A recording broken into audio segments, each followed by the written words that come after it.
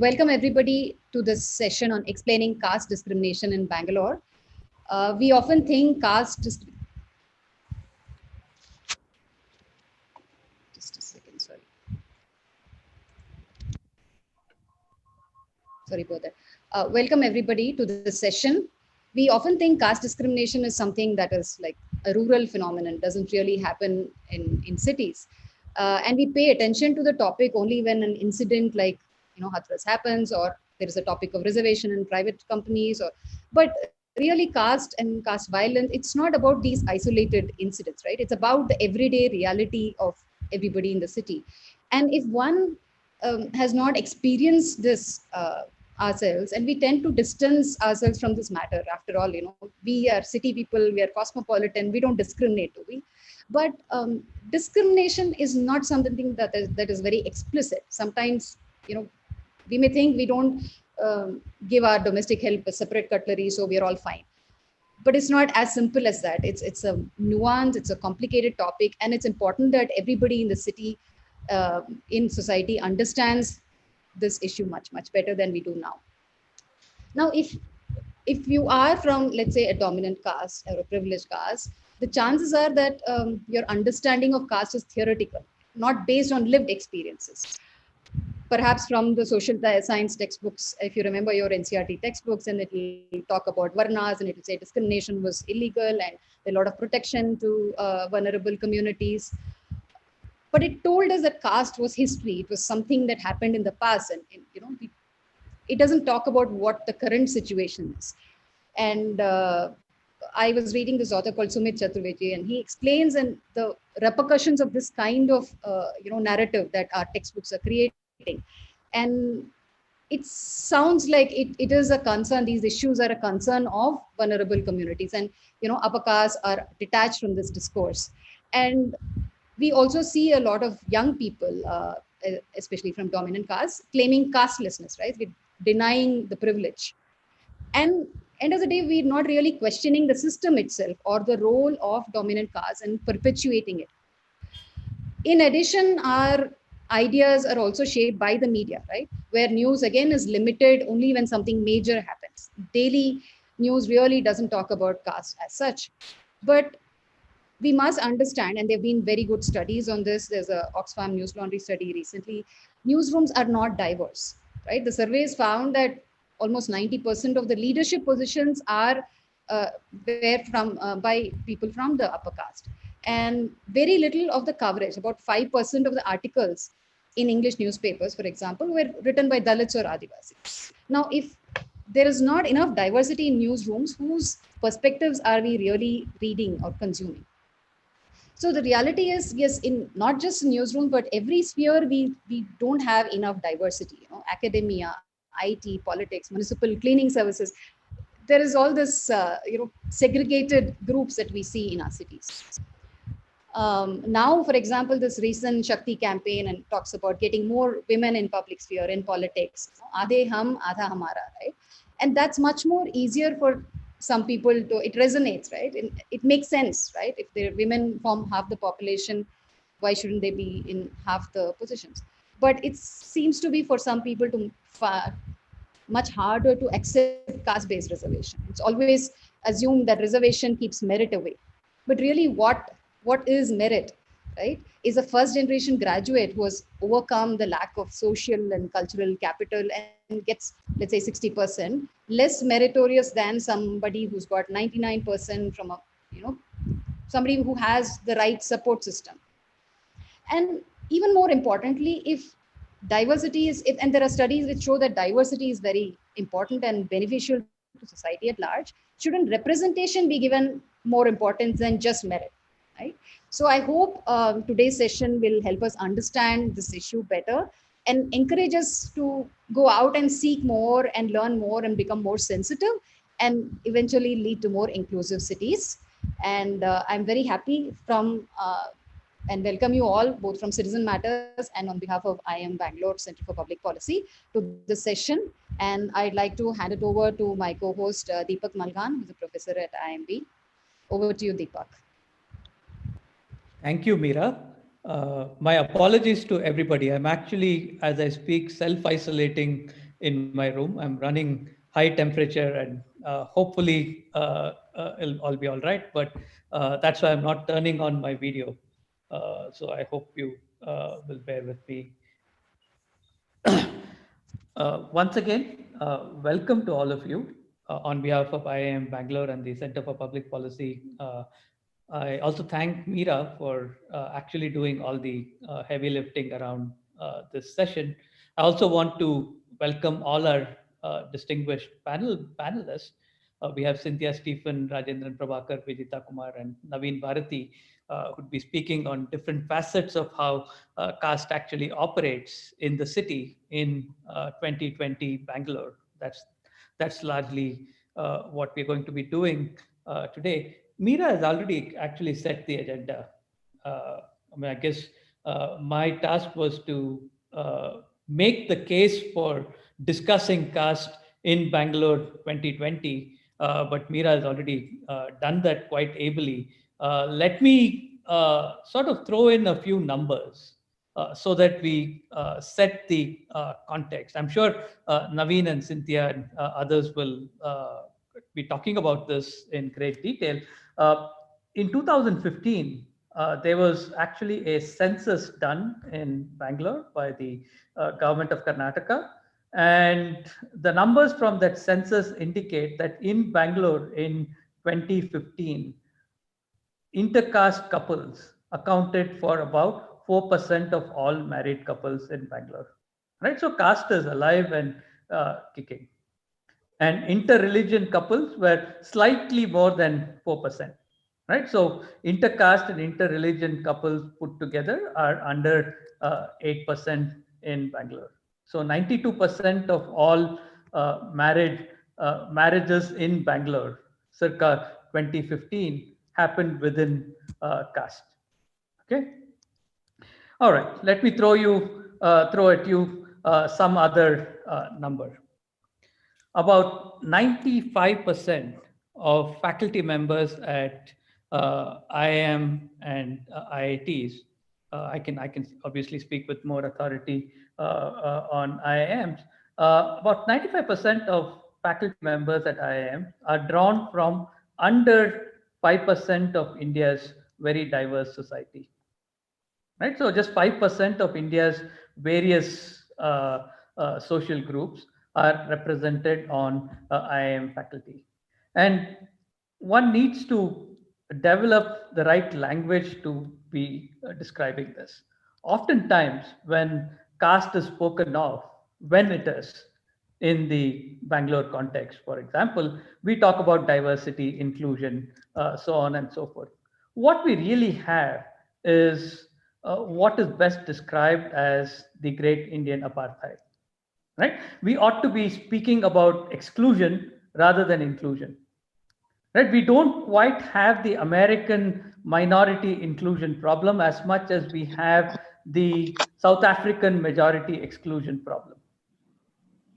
Right? As of 2020, as I speak, I mean the numbers are very, very stark.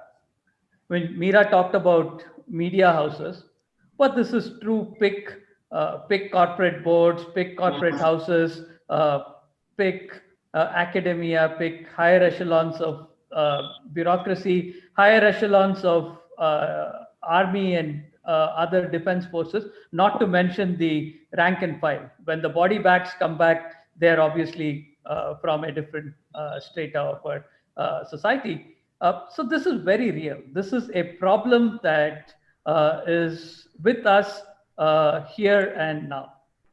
It's the privilege of the upper caste, quote unquote upper caste, that you can feign to look through this or look beyond this. So what the panelists will do this evening is to warn us to the dangers of looking through caste.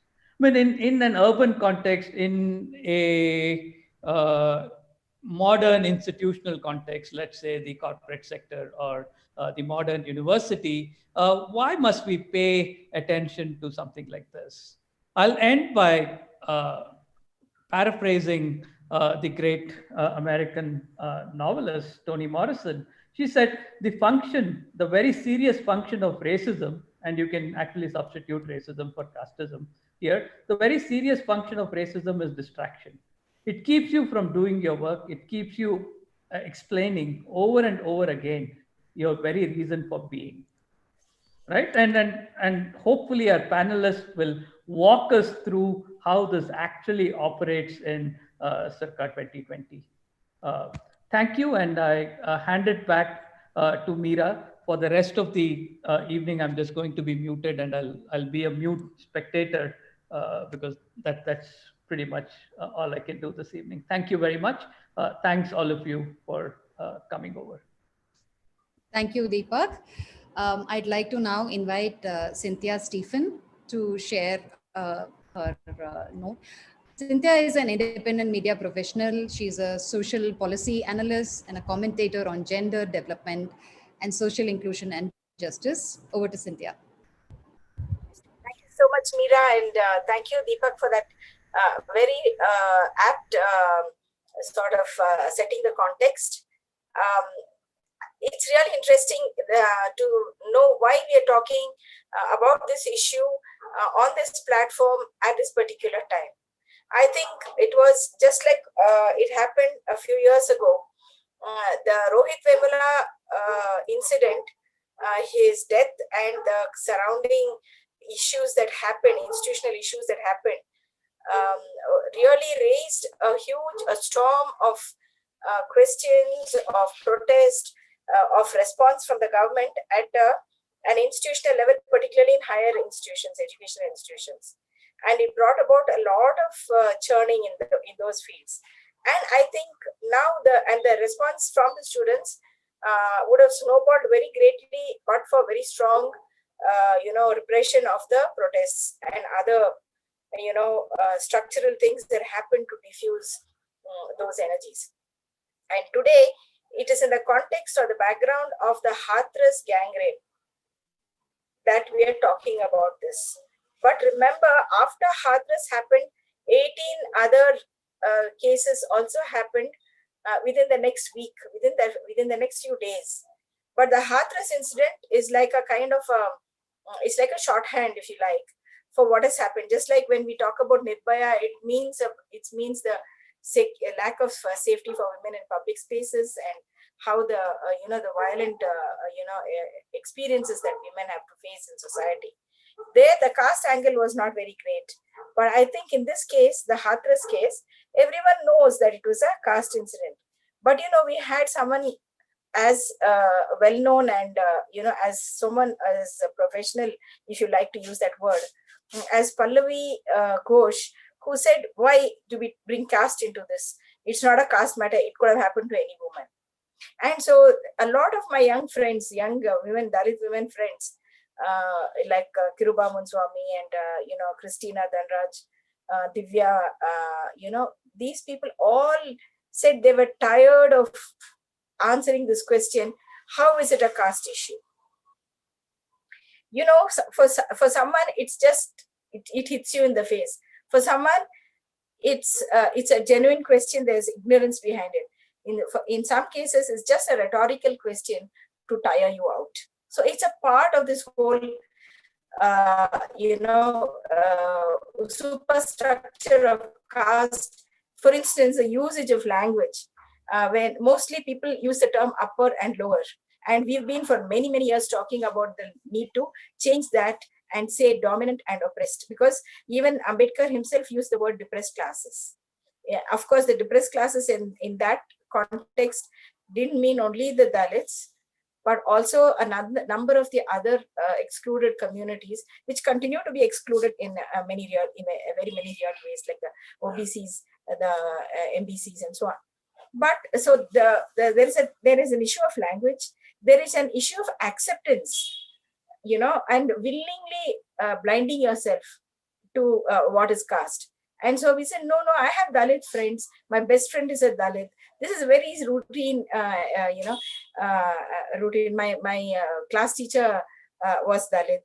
The head boy in my school was Dalit. These are the ways in which we try to elide the fact that But in many years ago, in Indian Social Institute, there was a seminar that was organized called Brahmanya. It was there that everybody spoke. I mean, eminent speakers from all over Karnataka were there, and they were saying that Brahmanya is there in everyone.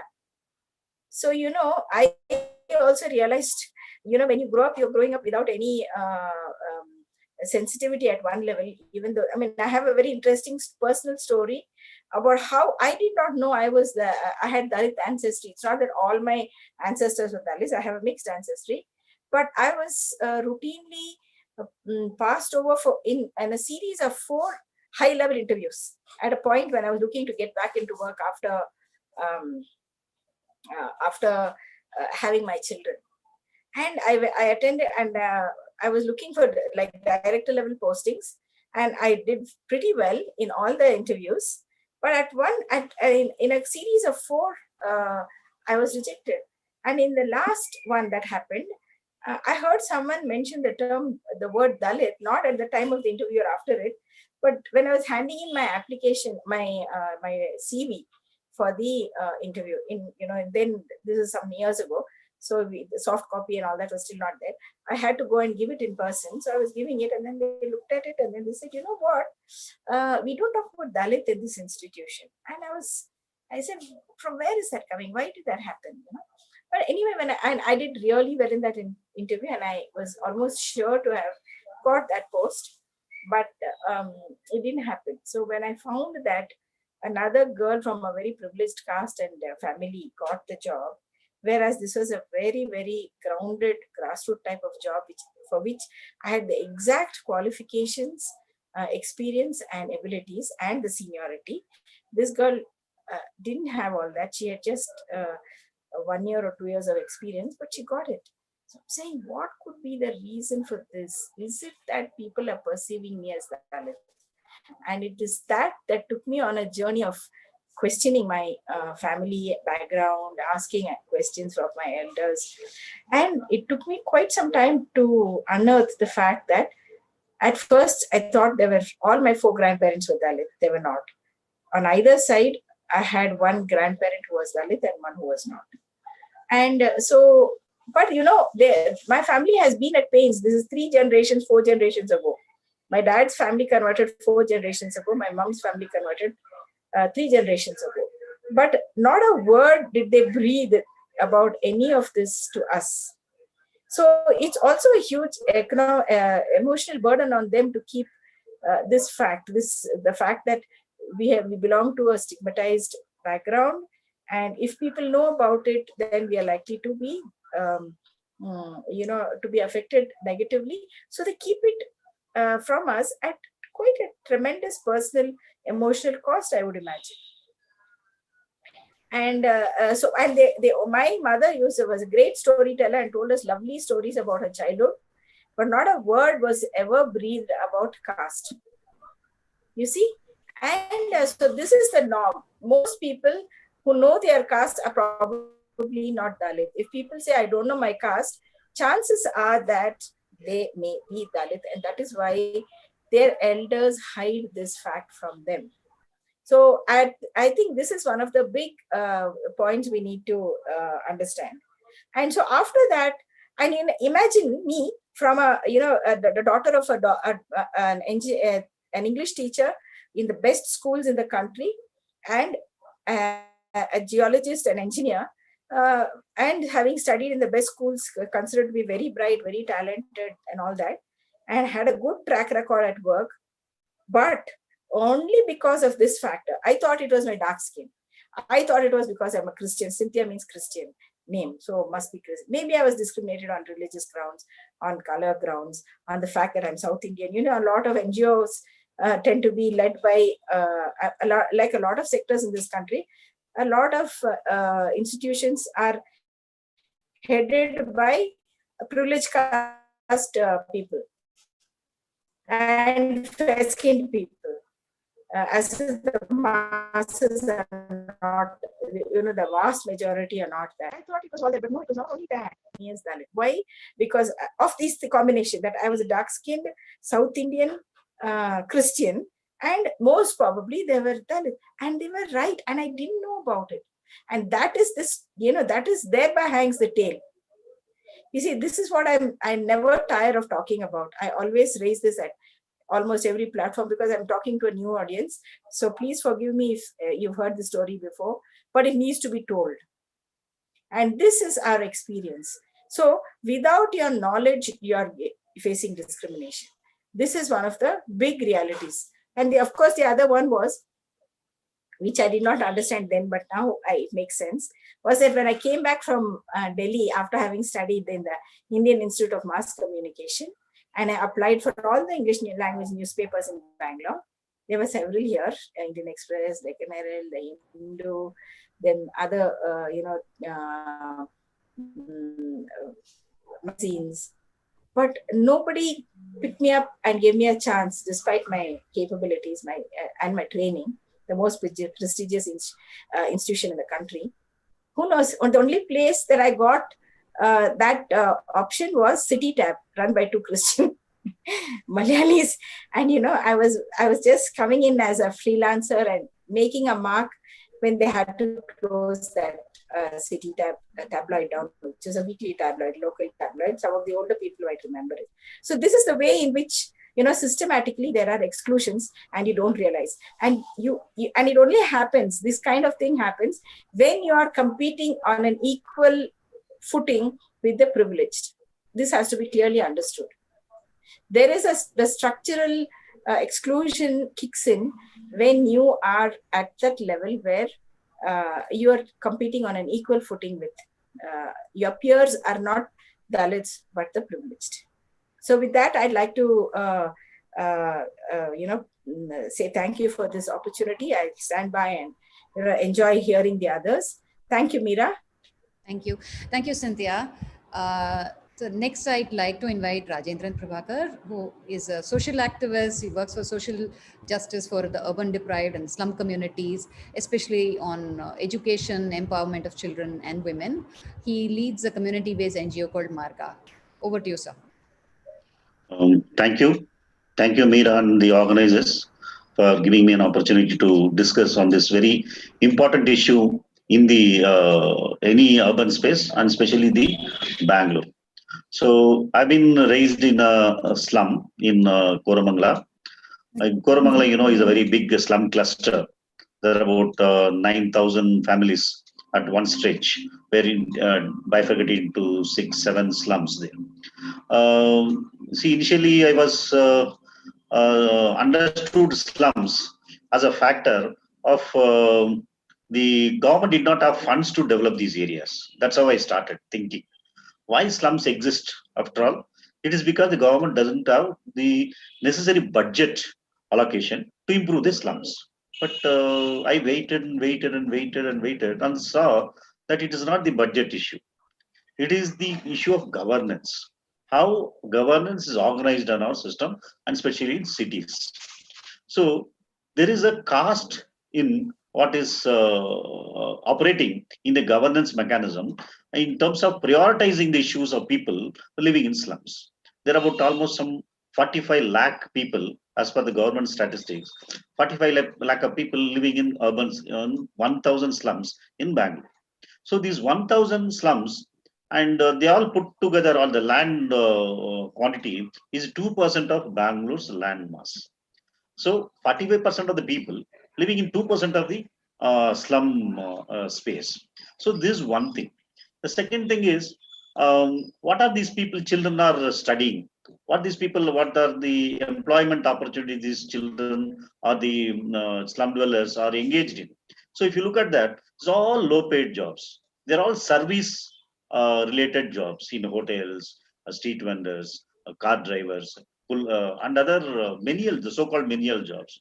The women generally are involved in this, sweeping the Bangalore streets under BBMP as Guttige Paura Karmikas, means the contract casual sweepers in the city.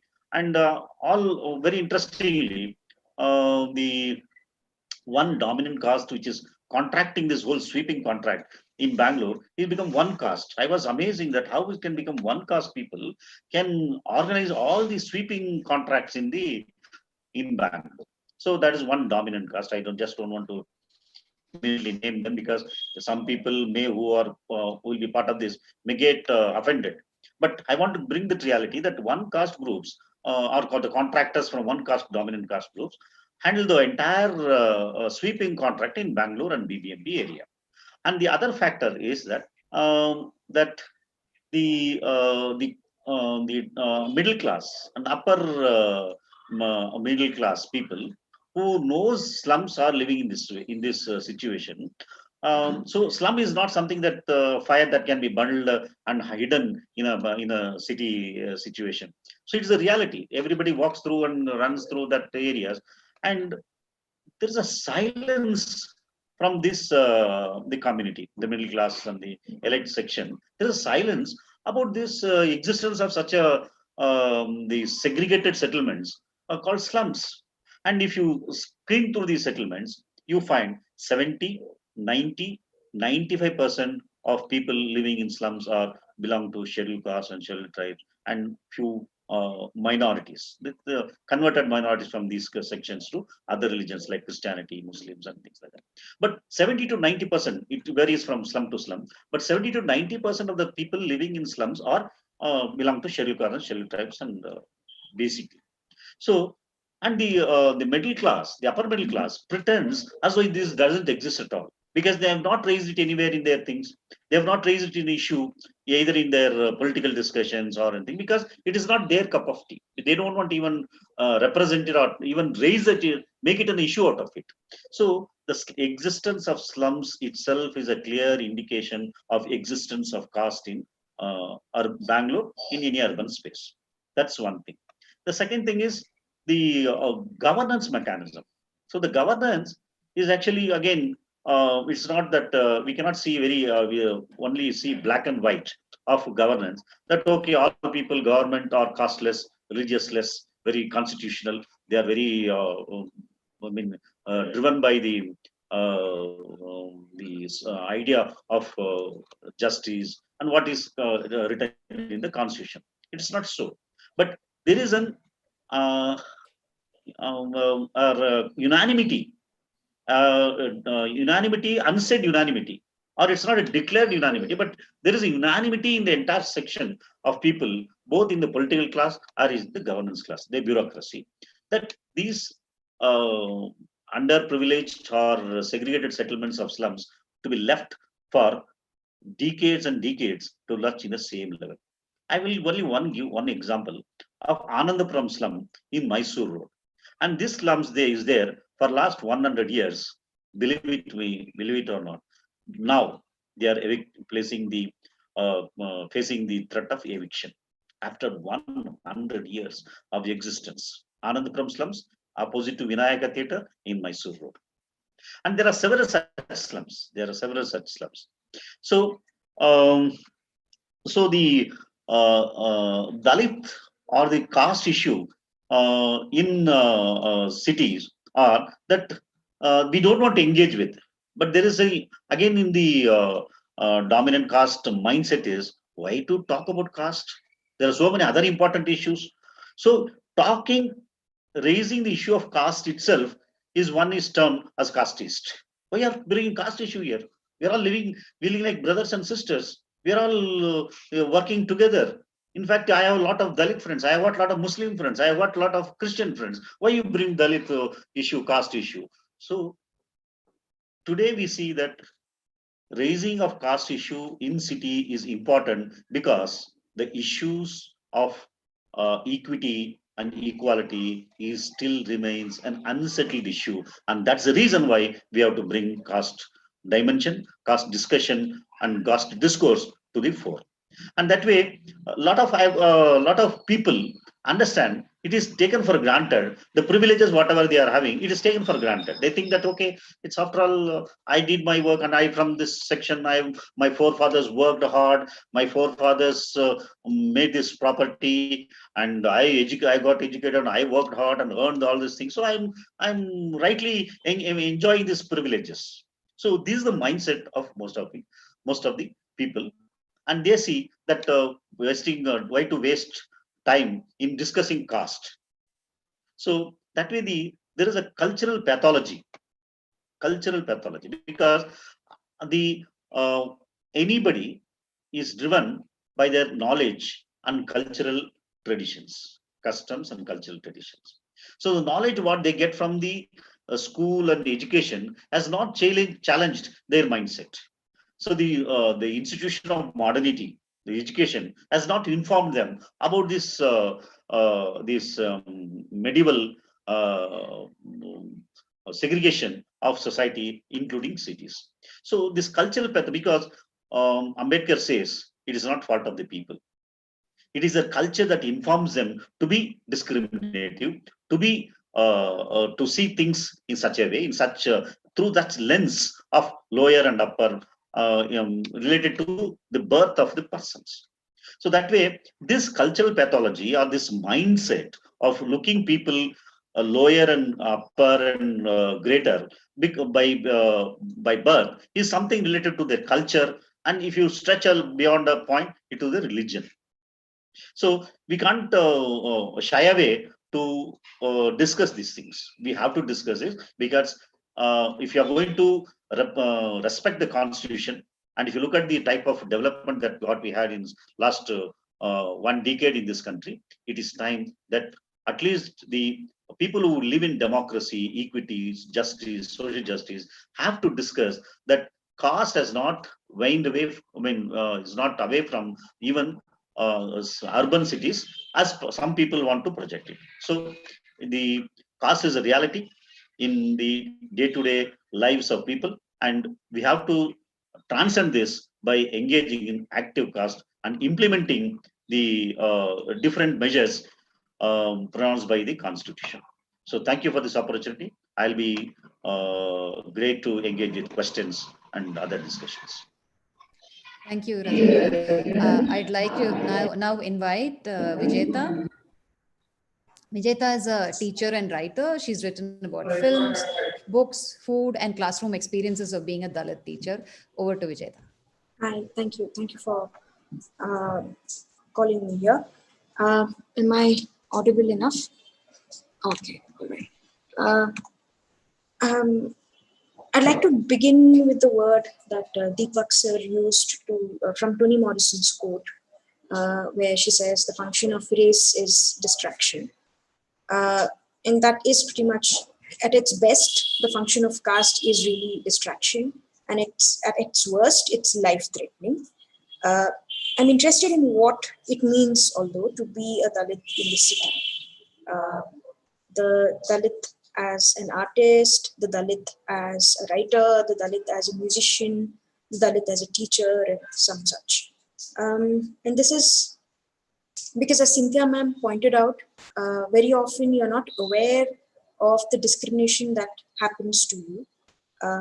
And this is true. And you take a while to notice how you're being humiliated when you're being humiliated. You take a while to notice caste in this. And for me, the real distraction has been this. I'm really sometimes disappointed because this is the only time in my life where I've been on so many panels. And I've been on at least one panel about caste at least once every week, ever since the Hathras case happened. And you see what it does. It's a very strange thing, because it's not like we are suddenly talking about caste. We have been talking about caste even before the case. And I don't know how to feel about it, that every week there is either a panel or a discussion on caste. People on social media were saying these were some of the Dalit artists, Dalit writers that you have to follow, anti-caste voices. And that was a little strange, because very often there are Dalits on social media as well who don't reveal themselves as Dalit, who don't necessarily post only anti-caste things, who engage with, I don't know, things like music, things like literature, things like food. But very often the Savarna expectation of a Dalit can only be about in two ways. One is, I think the Savarna gaze prefers the dead Dalit more than a Dalit who's alive. So I think the belief that you are definitely Dalit if you're dead, and you're more useful when you're dead than when you're alive, is imminent. And the second is, if you are Dalit, then you should probably only talk about caste and nothing else. That itself, that is also a certain kind of distraction. I teach a paper on resisting caste to postgraduate students. And it's in this classroom that I realize how hard it is to make students who are at least 20, 21, sometimes 24 years old, to open their eyes out and see how caste exists and functions, even in the classroom and outside the classroom. They reject it. They refuse to admit it. They refuse to even accept that it exists in their lives, where they are sitting, who they are sitting with, where they are eating, who they are eating with, what they are eating. And I become the villain in this classroom because I become the teacher they have to see once or twice a week, who comes in, sort of, tells them all the ugly things in the world, when they would much rather be sitting in a classroom discovering a fancy writer or some romantic writer or reading some really nice poem. And how I myself am tempted very often to give in and talk about another writer for a change. And I really feel like a villain after a while in this classroom, because that's the gaze with which they look at me. That I am the one talking about caste, I'm talking about manual scavenging all the time, I'm talking about septic tank deaths all the time. One of them, I mean, this is a very strange thing to do also, week after week after week, to go to a class repeatedly and to talk about caste, as if, and you're sort of customizing it for students to be able to understand it. So I'm sure there are students from IIT and elsewhere here. And in the classroom, you expect a certain thing to hit you very academically. You'll only open your eyes if something is said to you in a certain language, with the academic language if it comes from the exam point of view or some such nonsense. So how do you open up a discussion like caste in the classroom? It has been complicated. But funnily, when I talked about race, they all opened up to it immediately. And I was surprised and also a little disappointed that race you understand and caste you don't understand. So, when I was just broaching the concept of how caste affects friendships, I asked them a very innocent question. I said, do you think caste affects the way we make friends with people? Do people make friends with each other who look like each other? If you look like me, I'd much rather make friends with you than someone who doesn't look like me. Is this true? And they were all so offended, and they wouldn't talk. They were shell-locked. Frankly, they just refused to admit that caste has anything to do with friendships. And they did what both Sir and Ma'am mentioned. They just started on a list of how many dark-skinned friends they have, and how many Muslim friends they have, and how many Dalit friends they have, and how it's never affected friendship. And then I asked them a simpler question. I said, does race affect friendship? And they immediately said, of course it does. I said, why? He said, a white person will probably think 10 times before making friends with a black person. I said, all right. Then how is it that caste doesn't affect friendship? And they were like, because it's not visible. So I said, precisely. The fact that it's not visible has given people some sort of escape to feel like they have nothing to do with it, when they are readily, consciously practicing it and are in the system that sort of practices it almost every day. So it's been one hell of a difficult journey in the classroom sometimes, to get students to see how we are all connected and we are all in this together. And I'm surprised that I have to do this at the PG level, where students are much more mature and supposed to be much sharper and things like that. So this is what I'd like to begin with. And if the panel has other questions, I'd like to take that up. Thank you. Thank you, Vijayta. And now I'd like to invite Naveen Bharti to share his insights and talk about his research. Naveen is a social science researcher working on spatial segregation in contemporary urban India. He is currently a postdoctoral fellow at the Center for the Advanced Study of India in the University of Pennsylvania. Over to Naveen. Thanks, everyone. Thanks, Cynthia. Thanks, Rajendran. Thanks, Vijayta. I've learned a lot from you all. You may not know me, but I keep reading. I also kind of like the Maras work a lot, and I read a lot about Cynthia, and yeah, I also follow Vijeta on Twitter and really like their work, and they've been influencing me a lot in many ways. So I'm a researcher who studies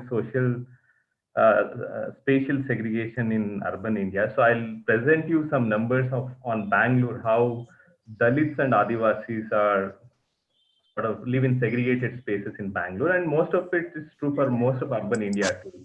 So I'll quickly present my findings. So most of it is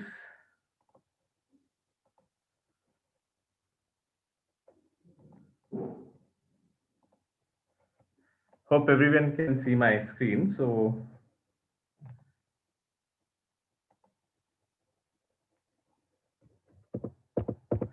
I won't go much into this. So we all know that how caste is very important in Indian context, and Jati, Varna. Varna is more of a theoretical in nature. Jati is what operates on a day-to-day level. So I won't go much. So in a way that like more or less historically, people have spoken about a utopian city like Begumpura. Like Ravidas speaks about Begumpura, where uh, everyone can walk shoulder to shoulder, like where sort of those who can walk beside are my friends. So there's a space where an ideal utopian space where someone can go and everyone will be equal in. So it's anything about the Kannada Vachana movement, where a lot of Sharanas spoke about, is there a Brahmin space inside town and an untouchable space outside? But it's all the same space at the end of the day. So, and Baba Saheb also told that he spoke of, like, if you come from a village, like against Gandhian idea of a village republic, he spoke of like how moving to an urban area might be a better idea for Dalits, but also his own caste, like Mahas of Maharashtra, one of the first urbanized caste in Maharashtra. So, and a lot of other academicians are also been telling that why caste matters less in urban India. So my research, in fact, tries to counter this. And this is an advertisement in Bangalore where, like, for example, Shankara Agraharam, where the plots are only for Brahmins. Right, and we all see this advertisement everywhere, like it's for only Brahmins only, and like other thing is for only vegetarians only, because in India, your food habits are also, as Vijayata told, food habits also kind of really decide your caste, right? So why study segregation? And there are a lot of, because where you grow up really decides what you become later in life. So when I used to go to a government school in Mysore, like my teachers, Brahmin teachers used to ask me, which Keri are you from? Which neighborhood are you from? In a way, in a very derogatory way, like if someone misbehaved in a classroom, someone would ask, which neighborhood are you from, right? So in a way that, and also it's detrimental to larger society, and during communal violence in Gujarat or elsewhere, it's easy to target minorities or even easy to target Dalits. And also in a way, if you grow up in a diverse neighborhood, sort of you kind of become empathetic to the other groups, which otherwise you don't really know how the other group lives, right? Like that happens with Muslims in India. Muslims live in like very isolated neighborhood. So that means that you never know while growing up how a Muslim lives or how a Muslim is. So I won't go into much into details of my research, but I'll just briefly show. So for the first time, we use block level data. Mostly the research has been using the ward level data. Ward is too big. So we use like ward can vary from 30,000 people to around 200,000. So here we use a census enumeration block. Census enumeration block is mostly 2 streets, which is a neighborhood, right? And we use sort of census data for around 1,200 cities in India, which is more or less 70% urban population in India, right? I don't want to go into the technicalities of this. So in a way, first I'll present the data on the 4 metropolitan cities. In this way, the percentage of SC, ST you can see. And we have to combine, we have in our, for our research, we have combined SC and ST. So here is the major finding for Bangalore for that matter. Bangalore fares well compared to other metropolitan cities. If you see the mean block to city divergence, which means like how different your block is from the city level composition.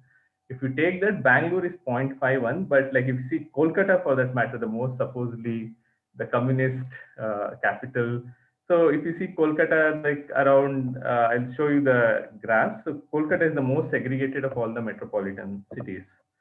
For example, in Kolkata, if you can see the below, this is a Lorentz curve, around 60% of Kolkata doesn't have any Dalits at all in their neighborhoods. As if you come to Bangalore for that matter, 20% of Bangalore doesn't have Dalits at all in the neighborhoods, right?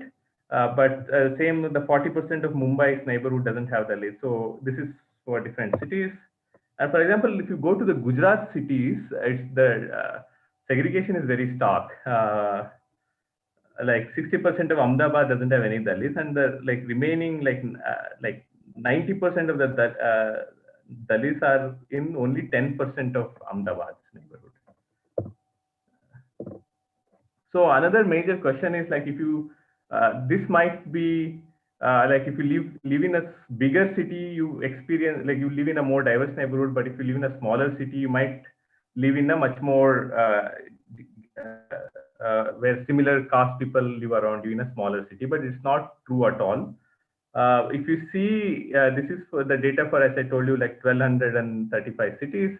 Even a small town of 50,000 has similar segregation compared to Bangalore, like any big metropolitan city like Bangalore or Delhi for that matter. If you move from a smaller city to a bigger city, smaller town to a bigger town, the Dalits continue to live in segregated neighborhoods, right? If I move from a smaller town in like taluk like Mudde Bihar to Mysore or to Bangalore, you continue to live in a segregated neighborhood. So same thing about Muslims. So even here if you compare to Bangalore, like yeah, same. It's true for Muslims also. Muslims are compared to Dalits. Muslims are more segregated in urban India.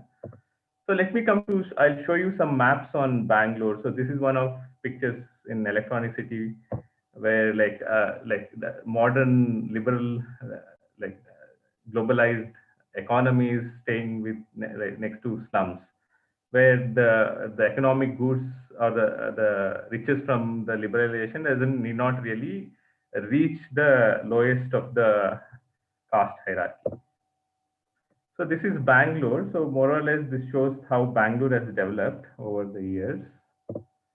So this is one of the first maps of Bangalore when when British captured. So if you see all these smaller blocks here, they are essentially caste neighborhoods in a way that they are like if you see like Cottonpet, Binnipet, or other pets, right? Upparpet, they're all caste names essentially. Like people belong to those particular caste, the particular occupation stayed in these smaller blocks. Same if you see this is around 1914 for that matter. So you had the cantonment and the bazaar where the mostly were it was directly ruled by the Madras presidency. So it was mostly Tamil and Tamil Christian, and the Peta was Kannadiga and more or less lived on a very segregated neighborhoods. And it was separated by only after independence. So sort of these two cities were integrated, and you can still see the difference between these two parts of Bangalore. So when you see the Bangalore's growth rate, you can see that like in 1901 there is a dip of like around 9%. Like this is due to plague which came in Bangalore during the 1890s. So and what happens is there's a lot of plague temples, Plagamma temples, which are built around Bangalore. Also, that's also the time when a lot of new neighborhoods like Baswangudi, Chamrajpet, Malleshwaram were all built during that time. So this is the plan of Baswangudi for that matter. So when you see this is 1894, one of the first initial planned localities in Bangalore. If you see that even that plan which was done by the princely state was segregated, right? So Brahmins got the biggest of the plots. And even today, Baswangudi is one of the most segregated localities in Bangalore. So it was the caste planning was kind of part of the imperial administration for that matter.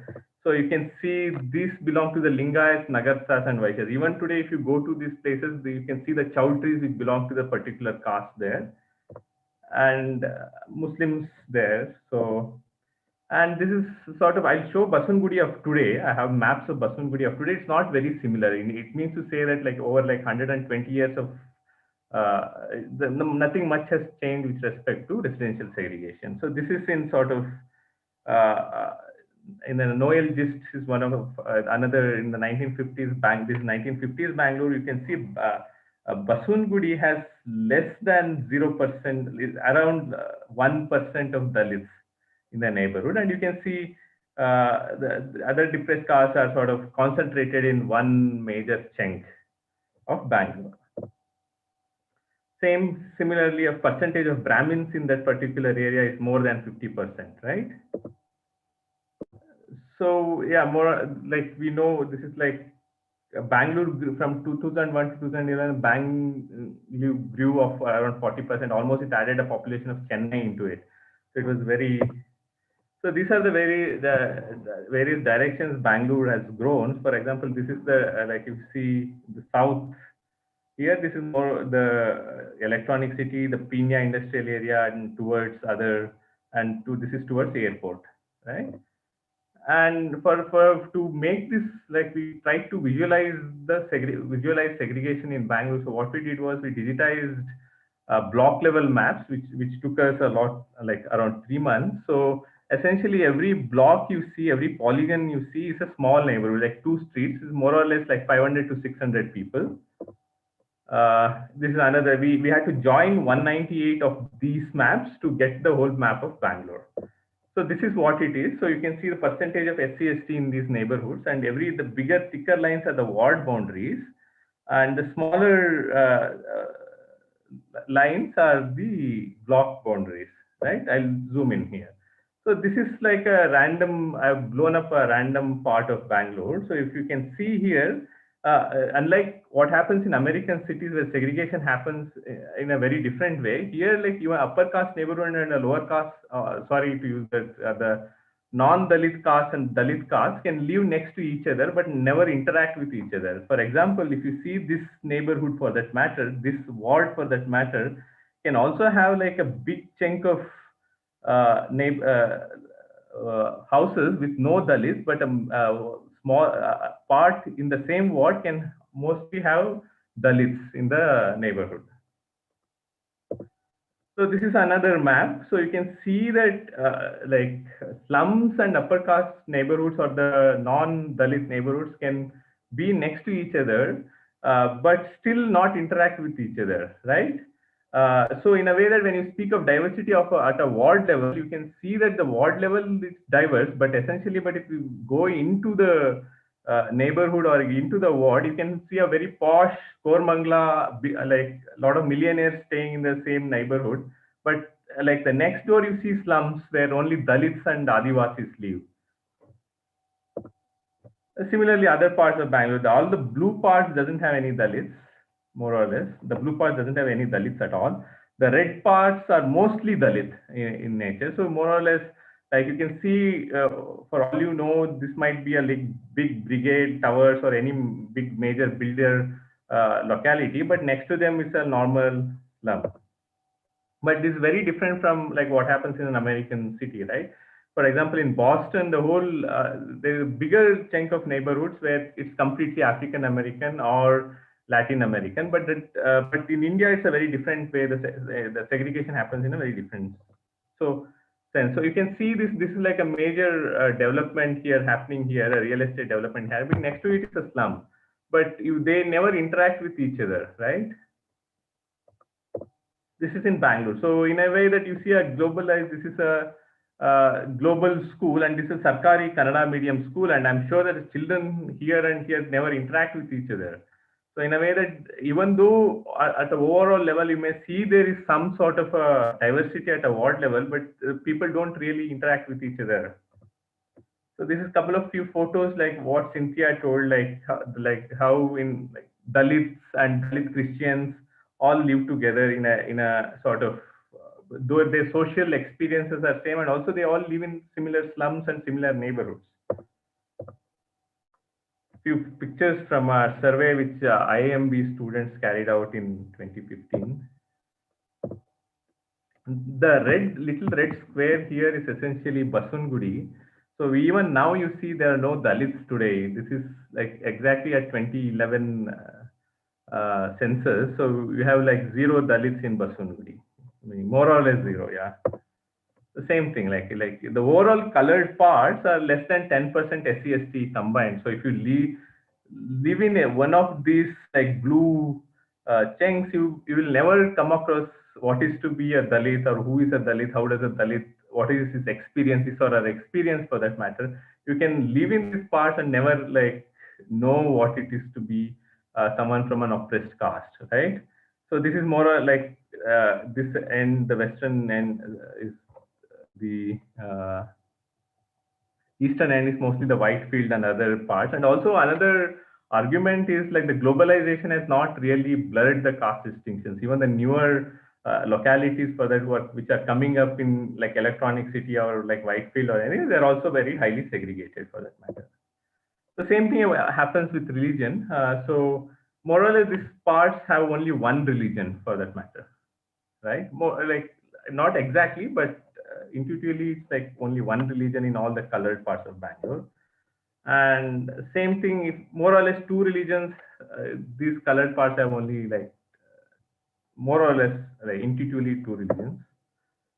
So we are doing a lot of other like what is the access of services to segregated neighborhoods and others. So we're also kind of trying to map different like what are the what amount of pipe network have like these neighborhoods, segregated neighborhoods have, whether like slums. Other larger part of our work speaks of provisioning of public goods and segregation for that matter. Yeah. So with this, I'll end my presentation. Thank you. Thanks a lot, Naveen. I'd like to move on to the questions now. In fact, I take on from the data that you just shared. If you can just go a little deeper into housing itself, because this is like, at least this is being talked about. There are people who have complaints saying they haven't got houses because they belong to a certain religion or caste, or especially based on what they eat. Do you eat non-veg? Do you eat beef? Do you eat like pork, right? So what are the stories that you heard, which are kind of repeating again and again from a housing perspective, and from an urban city life, urban planning perspective, how does it kind of perpetuate the system? So another major aspect is the cooperative housing societies, right? Even like what has happened is Supreme Court, the one advertisement which you saw for that matter, which is only for Brahmins, unfortunately it's legal. For example, Supreme Court gave a judgment on one of the cases where the Parsi wanted to sell his house to a non-Parsi in a Parsi Panchayat apartment complex, right? And the Parsi Panchayat went to court saying that it's not feasible. You should not sell the house to someone else to a non-Parsi. But what happened was the Supreme Court upheld the Parsi Panchayat's objection, telling that he couldn't sell the house to a non-Parsi. So in a sense that these things are in a way legal, like you can make a housing society for only one particular caste and build it. And also other part is like the urban planning has moved from government hands to real estate. There are rules that you have to make houses for LIG and like lower income groups. But what happens is they kind of, when they build houses, they combine houses and make it into one single house, one big house, which is again sold to another upper caste person. So essentially, sort of the states as kind of taken back is not really doing any urban development its role. Yeah, so in that sense it happens. Also the experiences, like when you go and want to rent a house, they would ask your name. They'll outrightly tell like which caste do you belong to. Like Professor Sukhdev Thorat did a study of how housing markets work, right? Like in a way that they put names of different caste names, like a Muslim name or Dalit name, and they called the real estate agent to say whether they would get houses for rent. So in most probability, the majority of Muslim applications were rejected. The second was the Dalit applications. Most of the Dalit applications were rejected. What happened? So essentially, they will ask, "What do you eat?" In a sense that it's like the sociology. Like you can, if you are from Karnataka, you need like 10 minutes with a person to know someone's caste, right? You need not be an expert in sociology to understand which caste another person belongs to, right? So this is how it perpetuates. Like to be frank, the government localities, the government plan localities, like the housing board complex. I grew up in a housing board locality. They are relatively more diverse than say from a kind of like other real estate or a cooperative society sort of an urban development. Okay. And again, from a planning and design perspective and access to services, and this is something probably Rajendran can also jump in, do you find like the access to services and, being impacted by pollution and traffic and garbage issues is also related to, can correlate to class? Definitely yes. Because if you look at the one aspect, who are the people who are working in the waste management of the city? Who are the sweepers? Who are cleaning the solid waste? Who are transporting it to which destiny? And what is the wage they are getting? And what are the working conditions of these people? So which caste groups they actually belong to within the Dalit caste as well? So who are the manual scavengers who are working in the number of manual scavengers, the number of deaths that are happening in Bangalore in the manholes, and who are the contractors? What is the type of compensation they got, or what is the legal address? What are the other issues when the deaths are happening? If you look at these severe, several questions all cling to this issue of governance and planning. So the city is planned as such to extract work from a particular caste groups and to see that they are either underpaid, lower wages, and their labor is extracted. And there is a consensus in this between the contractor, between the politician, between the bureaucrats. I mean, I will say it's a ganged up thing where this meticulously the orders are issued, circulars are issued, and notifications are issued, and everything happens in such a particular nice way. The planning and governance is happening in such a way. So this is one factor. The second factor is the city is also like Naveen was saying, the housing issue is also again driven by the same nuances of purity and pollution. Purity and pollution issues. Can you mute everyone else?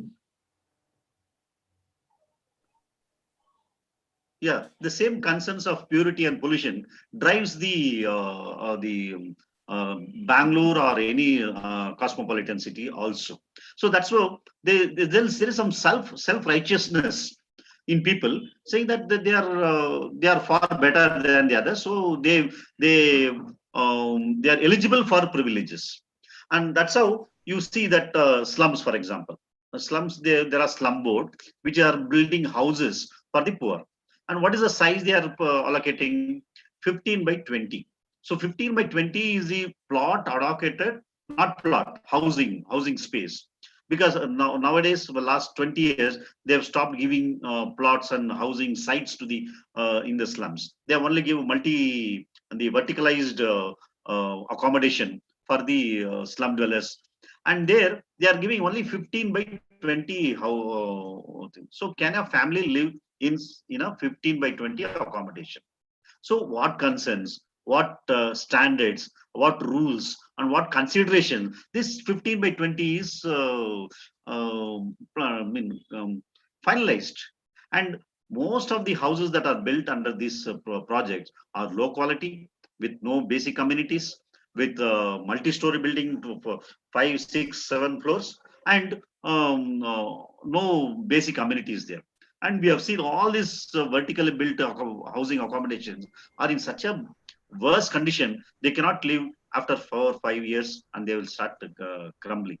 And that is the standard they set for these people, because there is a caste prejudice. And of course, there are other issues. I mean, like caste, there are other forms of corruption. caste is one form of corruption, but there's also other forms of corruption. But when it comes to slum dwellers and housing and their thing, it all combines together, altogether.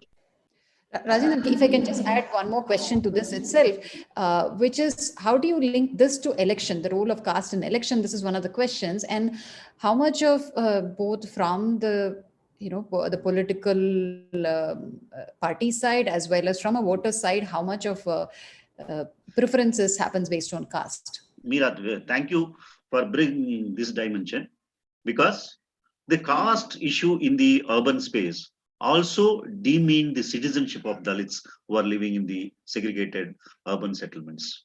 So we have to discuss representation or voting pattern in the context of their citizenship, qualified citizenship. What I have observed and what I have been experienced is the slum dwellers do not have equal citizenship. What Babasaheb Ambedkar raised with its Southborough Commission in 1919, he raised 3 points. And the same issue of citizenship, issue of representation, and access to resources. The same 3 points, interestingly, after 101 years now, we find it still stands unresolved.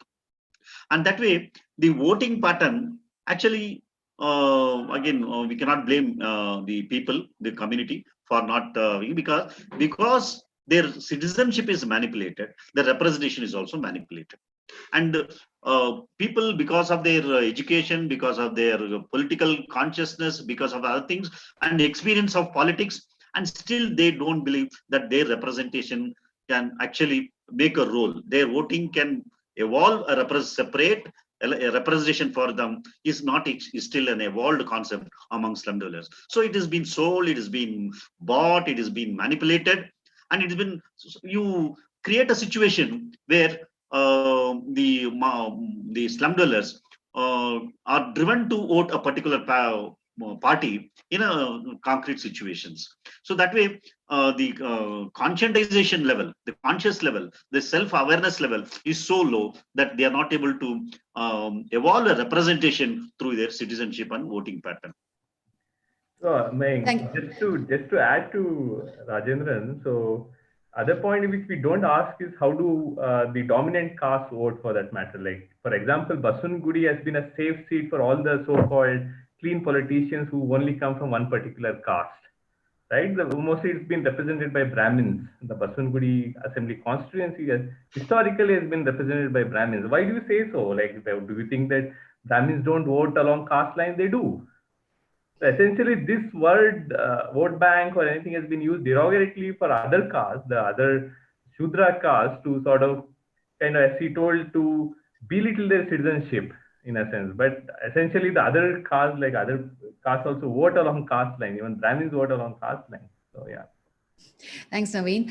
There have been some questions which are sort of asking about the basic definitions also. There's one question about caste versus class, and there are like some other questions about equity and equality. So I think instead of getting into those points at this point in the session, we're going to follow this up with a explainer and an FAQ on citizen matters, and we will also share it on social media, some of these explanations and definitions, so it'd be easier for this conversation to flow faster now. We have another half an hour, and I will just get on to 2 other key aspects that have also come through during the questions that people registered and asked earlier. So one is, of course, the institutionalization of caste and the problems within corporates and government organizations, academia, and all that. So, and there have been many studies. For example, the NIA study by Carol Upadhyay talked about the social composition in IT workforce, and it's very, very homogeneous, right? Largely urban middle class and high and middle castes. And how there is exclusion right from the education system as well as in the recruitment. And there have also been other studies. I think, Naveen, you mentioned one of them. Maybe you can explain the other study that talked about, in recruitment and how, the decisions made by HR managers based on the caste names. The same resumes were sent to multiple, organizations, but based on the caste, the names, it was, there were different reactions. Similarly, there's also been the study by Manaswini Bhalla at IIM, which actually looked at corporate boards and how there is a lot of homogeneity within that. And, within the organization, within a board, there was single caste that dominated. And even when mergers happened between between companies, it was, between similar castes or the same caste. So given this, how do we, do you want to kind of get deeper into it and what we have learned from many of these studies, Naveen? Yeah, so this study of what you said about the recruitment process is not in India. It's not been done in India. It's done by Senthil Mullainathan at Harvard University, where he sent, they manipulated the names, like the black sounding names, the Latino sounding names, and the white names. So they came to a conclusion that the black sounding and the Latino sounding names had lesser probability of getting accepted, called for an interview, even though they had the same or much better sort of educational qualifications, other experience for that matter. In Indian scenario, it's a very different sense. As I told you, you don't need to be as like Vijayata was telling, how you make friends, right? Like you make friends in the same circle. So same way it also happens in the interview process, right? When you sit in the interview, so you tend to select someone who is similar to you. So even without you knowing that, so you essentially kind of, you want to reproduce the same social class which you belong to. So essentially this is how the interviews play out. Like they keep on, what are your hobbies for that matter? What do you read? Which neighborhood did you grow up? Which school you go to? So these are all in a way that can give you a cast out, right? And in these senses, it's very easy to kind of, you may not look like, caste might not have a phenotype marker, but still you can find out someone's caste in India like in the next 20 minutes. Like if you talk to someone for like 15 minutes, and in interview boards, you just have to ask like which school did you go to, what are your parents, and what do you kind of eat meat and all that. So in the sense, it's very simple to find out someone's caste, and as like it reproduces, right? Similarly, how you make friends also kind of, you hire people who are similar to you. So, and as I can send the paper in EPW, the most of the board members, the corporate employees, like Carol Upadhyay's paper, they all belong to major like dominant castes. So in a way that when they come to campus interviews, when they interview people, you essentially kind of reproduce the same social space. So one of the questions from one of the attendees is this: what are the regulations and the auditing processes in place to check discrimination and nepotism in private companies? Do we have anything in place? Has anybody tried it? In any good examples from companies if it's not like formally regulated?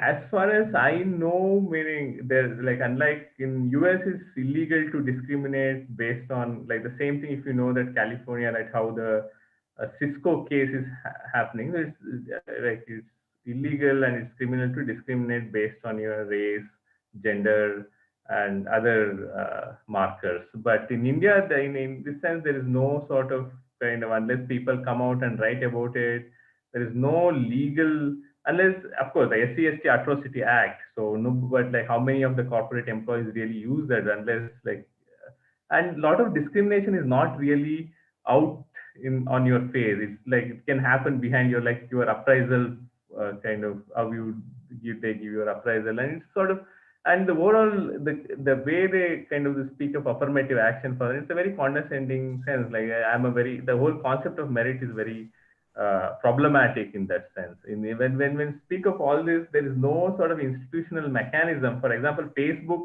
for that matter, has affirmative action in US, but it doesn't have affirmative action in India, right? They speak of equal opportunity employer, but here they don't say that, because in a way it's okay to be casteist in India, but it's not okay to be racist in the US. So, Vijayata, do you want to add to that?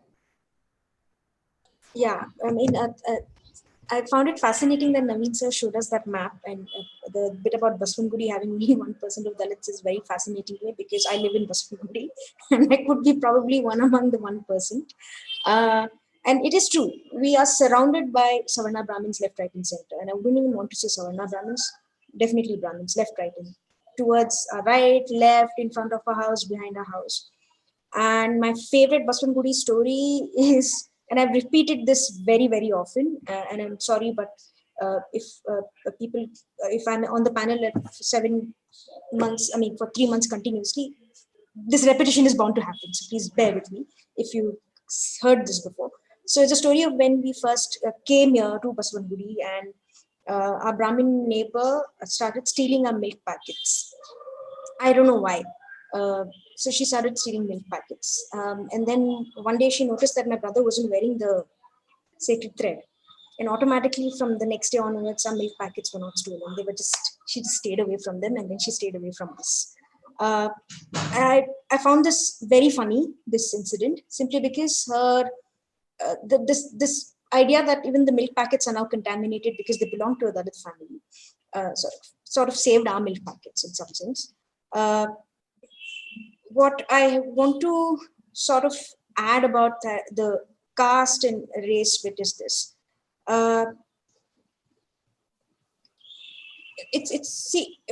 For me, I mean, I know in my gut and in factually speaking that caste and race are very, very, very different things. And it's not possible to understand them as similar, even though the structures might seem overwhelmingly similar. But I have no other way to sort of open out the discussion in the classroom.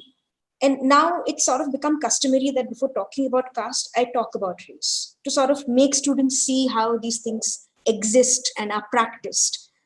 Because the only kind of caste experience that they are familiar with, it seems to be only in the textbook, as you pointed out, in the social science textbook, where again, the only thing that they know about Ambedkar is the fact that he was born on 14th of April or that he was the father of the constitution. And that's it. Their interaction with Ambedkar begins and ends there. The other side of Ambedkar, the fact that he wrote his research papers when he was barely 18 or 22 years old, all of that is just somehow outside of it. So I'm constantly fascinated with how Ambedkar was able to write academic papers at 18 years old, talk about caste, even though he had the lived experience, because even though he was speaking to a room full of white men, the idea that you could talk about caste, even though you had this lived experience, as if, I mean, this is the fascination also of academia, right? That the more you use lived experience in academia, the less serious it becomes. And in the academia, this is something that I've had to struggle with, to convince students that lived experience is as enriching and as meaningful in academia as your dead academic Savarna language. Your things like explore, implore, seeking, opining, pedagogy, pedagogy, all these Savarna discourses are, somehow considered more important than lived experiences. And at the same time, Ambedkar was able to keep that lived experience in periphery and write a paper on caste, its genesis and mechanisms, published, I think, when he was 23, 24 years old. You can read it on the Columbia University website. And such sharp language. And when I show this to my students, and I ask them, this he wrote when he was your age. And the only thing that they're fascinated with is the fact that he knew some words. That the fact that a Dalit man went to Columbia and he knew these words. But beyond that, the idea of discovering Ambedkar is, I think I can see it in some of my Dalit students and Bahujan students' faces. Doing Ambedkar in a class, in a heterogeneous class like this, where every student comes from a different background, can be very, very powerful. And I myself came to Ambedkar so late in my life, in my 20s, late 20s, and it's my regret forever that I came to him so late in my life. Because there are these Dalit and Bahujan students who are waiting without even informing everyone, without showing anyone, that they're waiting for a story like this to sort of just feel alive. And the story of a young boy who pulled himself up and took himself to Columbia and wrote those papers and got back and did all of that. And the fact that he was also a practicing connoisseur of tea, and he liked gardening, and he knew all the botanical names of his plants and garden, and that he was doing anti-caste things at the same time and knew the names of all his trees in his garden, is for me very liberating. And for me, the anti-caste cause should also now and then have the liberation to have the room to sort of know what you are or who you are without your caste. I would love to sort of talk about all the writers I'm discovering. I would love to talk about in a classroom full of Savarna and Bahujan and Dalit students, to talk about some film that I watched, some European film I watched. But within the Savarna world we live in, the only way in which you can be a proper Dalit are the only two ways I talked about earlier. I'm sorry if I haven't answered your question. I just very disorganized my thoughts right now. But yeah, if there's anything else you'd like me to sort of focus on. Thanks, Vijeta. No, that was, I did want to hear your story. Again, I know it was repetitive. We've heard it before, some of us, but it is an important story to share. I just want to add, like, especially in the last few weeks, there have been many of these conversations on social media between, with you, with Cynthia, and some of the responses, and Cynthia's actually took it head on, this whole, name calling of related to conversion. So that is something I just wanted to bring up, because it is common in Bangalore, especially a lot of, Christian Dalits are there, who are well educated and who have actually grabbed opportunities to come up in life. And at this point, I just like to invite Preeti Manjunath, who has a very short story of how her forefathers have the choices that they made and how that has influenced her life. Preeti, you there? Hi ma'am, can you hear me? Yeah just put on your video. No, yeah. 1 second. Ma'am, can you hear me? Hi. I think for me personally, I personally haven't really experienced something like a caste discrimination myself. Very recently, I think even through a family member, I came across I understood about my family history. I think when Cynthia ma'am was talking about her ancestor, I was able to connect because my forefathers were from this place called Damdam in Bangladesh, and they were untouchables over there. So I think there were a lot of missionary work that was also happening by all these Christians over there. So they introduced the Bible or accepted them into their into their community because they themselves were untouchables. So one of the reasons why I am today fortunate and I don't face something like this is because of the choices and the decisions that my forefathers made, whether it was migrating or the choices that they made. And I mean, listening to all these stories, whether it is Hathras case or listening to y'all talk about so many incidents, it really, I feel very blessed and privileged to be in this place. I mean, I could have, if my forefathers or if people hadn't reached out to my forefathers back then, I would have been in one of those villages. I could have been a victim myself. So I'm just, thank you for this discussion. I think this is very important because a lot of people are very caste blind. Even in the colleges and the schools that I studied, not many people talk about caste. I think I came across caste discussion only in my sociology class or my civics class in school. Apart from that, in colleges, it's not openly discussed. So yeah, thank you so much. Sorry. Next, I'd like to get Vinay into the loop to share some of his stories. Vinay? Yeah, thanks, Meera. To be frank, I was apprehensive to share the mic here when Cynthia ma'am asked me to come on board because although I was born in a non-Hindu caste agnostic family, I've enjoyed certain privileges largely because of my name and my food habits. And my caste and through asking for my name, because it's very confusing because people are not able to easily identify. And this realization that I face some discrimination in life happened very recently, all thanks to awakening to Ambedkar and largely due to the internet and how much of Ambedkar we've been seeing of late, right? I share two anecdotes. Well, the earliest I could think of is when I began to learn classical music. That's one place where I urge everyone to just look back at who are the people who learn Carnatic music and who are the practitioners of Carnatic music. And if you just make a list and put an Excel sheet and look at the names, and from the names you can probably figure out the caste. or even maybe do a survey, you'll realize that there is a huge caste bias in the kind of people who have largely taken to the classical music and have succeeded.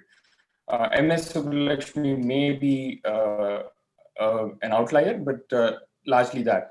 So back to my lessons, because I never wore any religious marker on my body, it was very difficult for people to figure out. And my first music teacher could not figure out which caste I belonged to.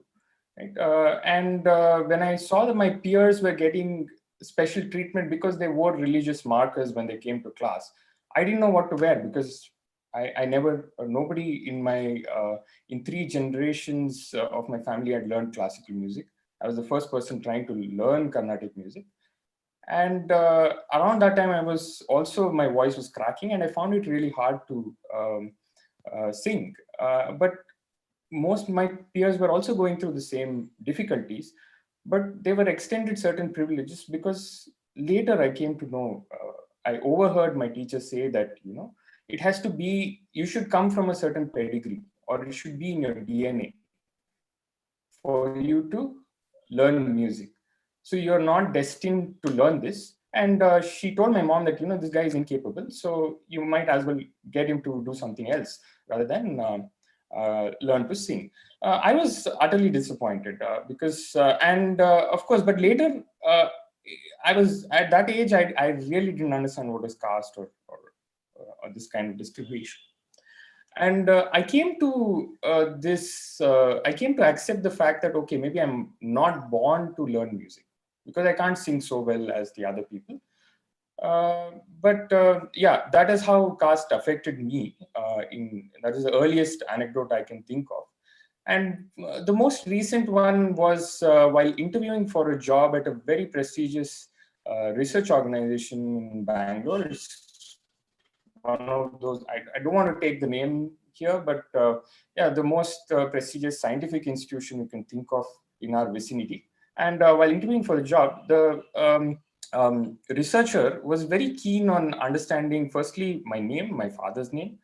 I was reluctant to give out my father's name because I usually don't tend to, because I always say my mother's name, having been brought up by a single mom. I don't like to take my father's name mostly. And he was curious. So he's like, hey, what's wrong? Why are you telling me your mother's name? So he's like, then I told him, yeah, I'm not comfortable. And he said, okay, who's your grandfather? Right? So that probing I could see was trying to figure out where I came from. And like how Naveen said, the next question was, what are your hobbies? And I said, music, classical music. There was this confusion. Okay, so then like, I'm just not able to figure out who this guy is. What's his caste? Name sounds very Hindu, but he doesn't seem to be. And there are some questions you don't obviously ask. You don't directly ask you're about religion or caste, right? And there was this sense of confusion.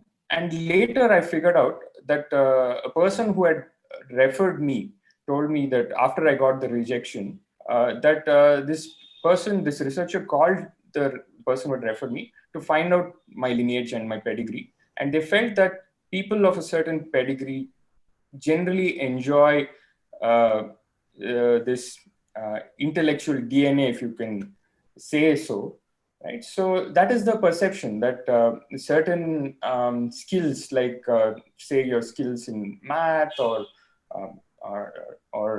some cognitive ability or even music, is perceived to be like the gift that a person from a dominant caste gets. And it's not that everybody should aspire to achieve.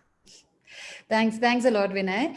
And that kind of brings me to, there've been a number of questions which are sort of, personal and related to our, behavior in our own daily lives. And I'd like Cynthia to kind of step in here. Many of these questions are in a way related. So let me just read it out. So there's this dichotomy between, there's wanting to place someone, right, where they are from, who they are. And at the same time, talking about caste is something like, no, we don't do that, right? So how do you kind of resolve this, right? If one of the questions, like, I don't know the caste of someone who's perhaps, upper caste, or perhaps they're a Dalit, but how can I be sensitive to their lack of privilege, perhaps? How do you bring caste into conversations in a fair and non-judgmental way? And unless we recognize it as a reality, and things can't change. And again, what are the things that we do unconsciously, we as in, like, if we are from the dominant caste, what is usually done in an unconscious way, and how can we be more careful about it and in tackling it?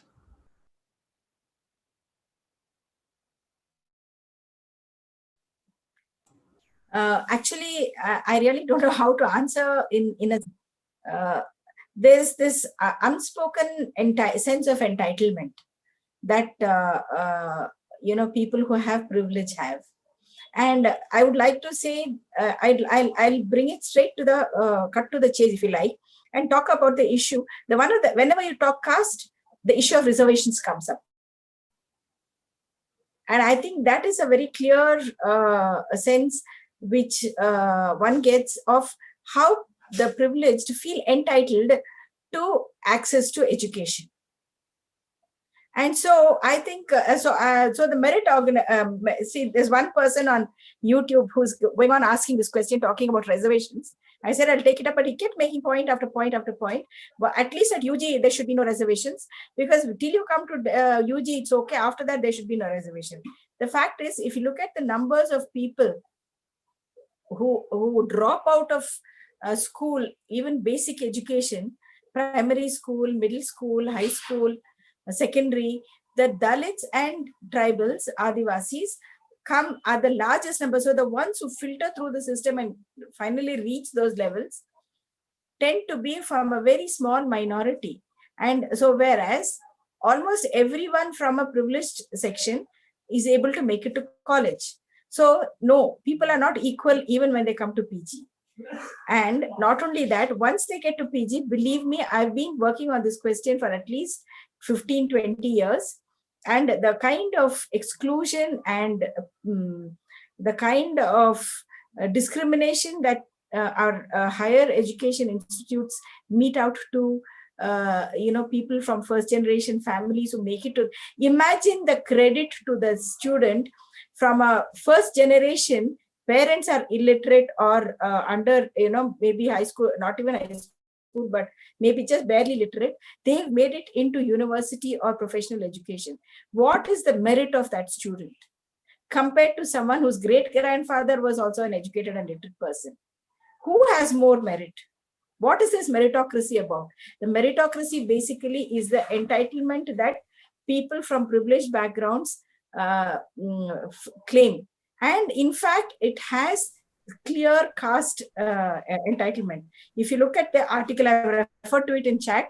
I have a very detailed research article, History of Reservations in India from the 1800s to the 1930s. And there we in Karnataka, we have the Miller Commission, which was set up by the Nalvadi Krishna Iyer, the king, because he saw that only Brahmins were dominating his administration, and he wanted to bring in a diverse, level of people. And the Miller Commission actually said, put a moratorium on hiring of Brahmins and give quotas to, the backward classes. And it is partly that, history that has brought, sections of these communities into power in our state. So that is why we have people from the Vokkaliga community, the Lingayat community, and some other people, landowning communities, who are now able to have power and privilege. So it is a very structural thing. So people have to understand, actually you should look at it from the position of class, entitlement, and the fact that this is a representative democracy, and access to education is everyone. It's a constitutional right, and everyone has a right, and there is a constitutional provision of affirmative action. And that is the important thing that has to be noted. And that is the that is why we have reservations in education and employment. Because if you look at the numbers of employed people, even now, there are huge backlog of employment in SC and ST. Why? Because there is a ploy, keep it unfilled for a while. It's not that there are not enough qualified people. That's a myth, as everybody knows now, that the SCs and STs don't have merit. That's a myth. It's basically prejudice against them coming up. And so therefore we really need to understand what. I'll conclude by just saying one more thing. We have to understand that there is a very large and in-depth history to this, because if you go right back to the Manusmriti, which somehow very powerfully influences our social behaviors, one of the things is that about gender, that Manusmriti treats women as having no real citizenship rights, and it treats the Shudras and the untouchables as being less than human. I won't go into further into that, but there are Manusmriti shlokas which says that they are not, these untouchables are not entitled to live in houses with walls. They have to live in thatched places. They cannot cook in metal vessels. They cannot wear new clothes. They have to wear old clothes. They have to cook in clay vessels, and they have to beg for their food. And their labor has to be given free. And so all the most demeaning labor is given to them. And that is why they live in segregated colonies. Doesn't our government still build segregated colonies, Harijan colony, quote unquote? Do not the slums have a majority of in the population, who are untouchables and Dalits and Muslims?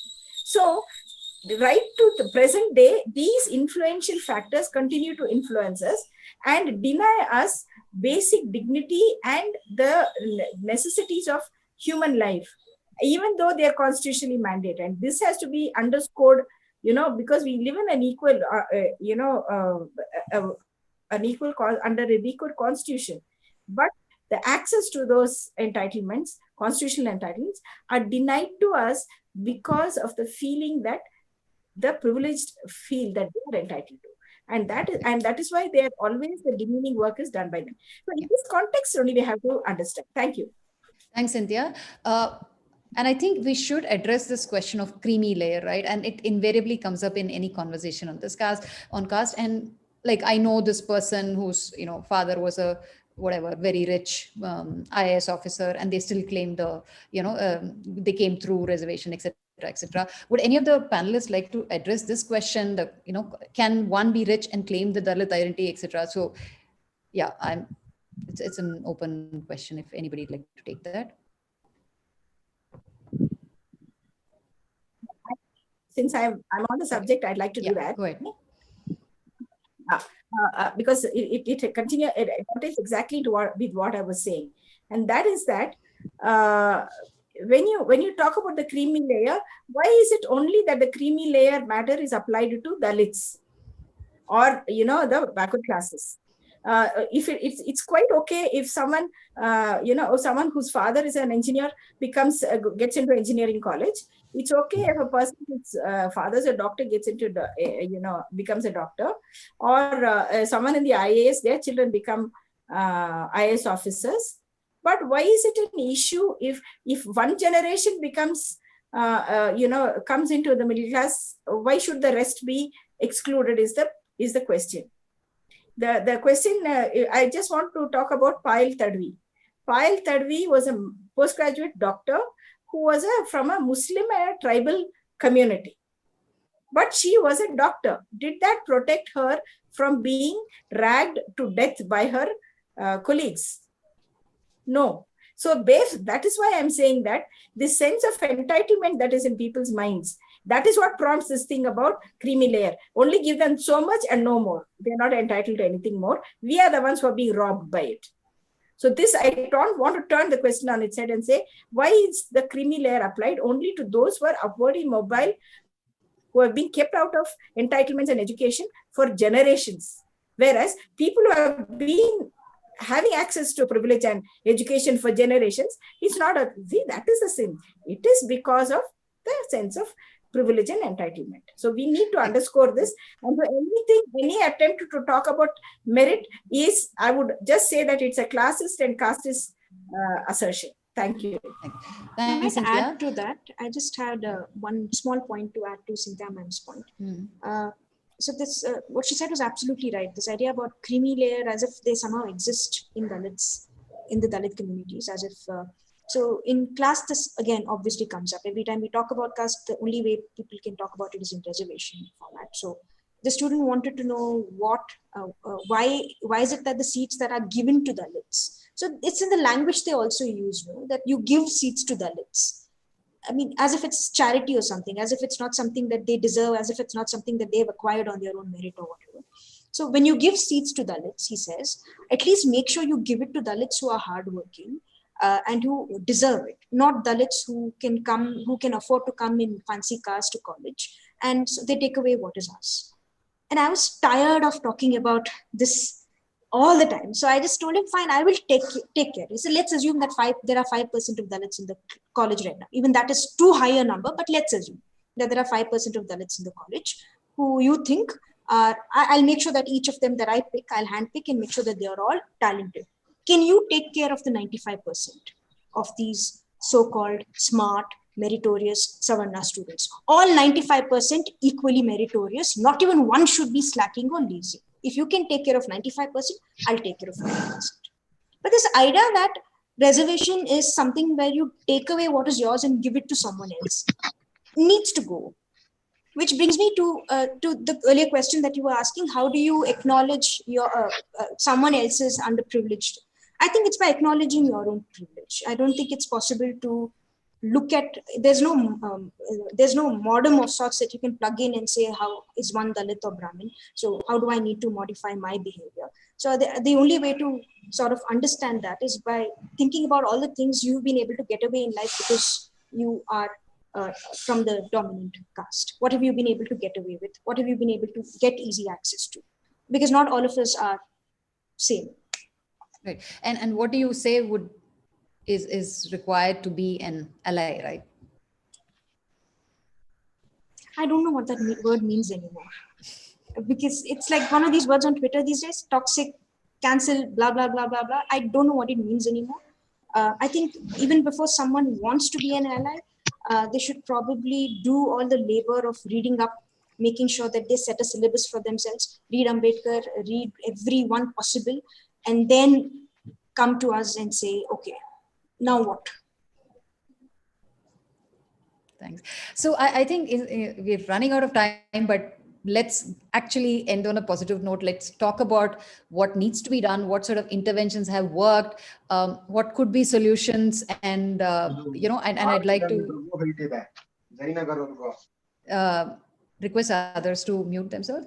Yeah, perhaps I could start with Rajendran. From your perspective, have you seen any sort of, it could be government scheme, it could be like from individuals, it could be, systemic changes, political power. What are the things that are actually helping, reduce or decrease this problem? What has been effective to, remove casteism and extra?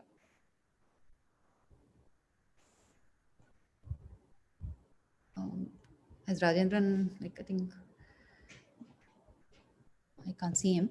Okay, maybe somebody else would like to take this question. Naveen, you want to, from your, research, have you found anything that you'd like to share?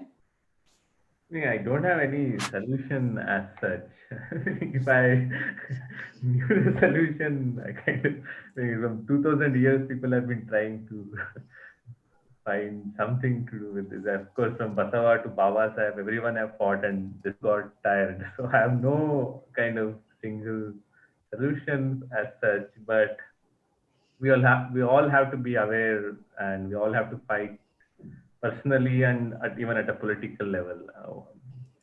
I have no answer, to be frank. I wish I knew something how to go about fighting this, or how to really overcome larger casteism in the society. It's not easy. It's like an entrenched 2000-year-old, very sophisticated system. I think Yeah, I really don't have an answer. But if you ask me for residential segregation or anything specifically, I think mostly I think the government should sort of kind of look into these housing schemes. I think the cooperative societies have to be really reined in, and I think the Supreme Court should stop interfering in a lot of every nitty-gritty of the matter. So all this kind of, yeah, but if the larger structural issue, I don't know, to be frank. Yeah, thank you. And the other panelists, both in, structurally from the government in terms of laws and acts, and as well as from initiatives from society, and how do we break out of our silos and actually integrate and get to learn about the other? What do you think can be done? I think before we learn about the other, it's very, very, very important to learn about the self. My favorite writer these days, Fran Lebowitz, was asked, how do you deal with the problem of race? And she said, don't talk about blacks. Don't worry about what the blacks are doing. Don't worry about what it's like to be a black in America. Ask yourself what it's like to be white in America. And I would say the same. Begin with the self. How did you get where you are right now? And I also think structurally at the school, because even though students are not given anti-caste consciousness in the textbook, they learn caste in schools. Obviously, they learn it at homes, and it sort of comes full circle at schools. Who do I sit with for lunch? That when schools these days are discouraging students from bringing egg or chicken or things that harm other people's sentiments in the lunch boxes. That's why you're sort of learning the caste language after a while, after a certain sense. Make friends with these people, sit with these people, go out with these people. And at these PTA meetings, my God, it's almost as if you've entered a room where everyone looks like each other and everyone talks one another's language. Can you imagine what a Dalit parent is doing or is feeling for the first time in his life? He's entered a parent-teacher meeting. It's his first time in the city. It's his first time as a father who's entered this parent-teacher meeting. And everyone knows the language. Everyone's speaking in English. And he's afraid and he doesn't know what to do. Should he speak in English? Should he not? Should he embarrass his daughter or he not? It's momentous, this kind of burden. What is it like to be a Dalit parent in the city today? I'm actually very curious about that question. There's a reason why Dalit parenthood is rarely talked about when we are trying to understand anti-caste consciousness. And this is one of the reasons, because they spent so much of their lives trying to protect us from caste. It was almost as if they forgot that it is there, even if momentarily. And then they send their children out there and they learn caste outside and come back and like, why didn't you tell us? Like, yeah, that's why we didn't tell you. We didn't know. Is there a language to talk about this? But as of now, the only two things that people worry about to make sure for the parent-child conversation is either about sex or about mental illness. As if these are the only two things that parents and children need to talk about. Talk about caste.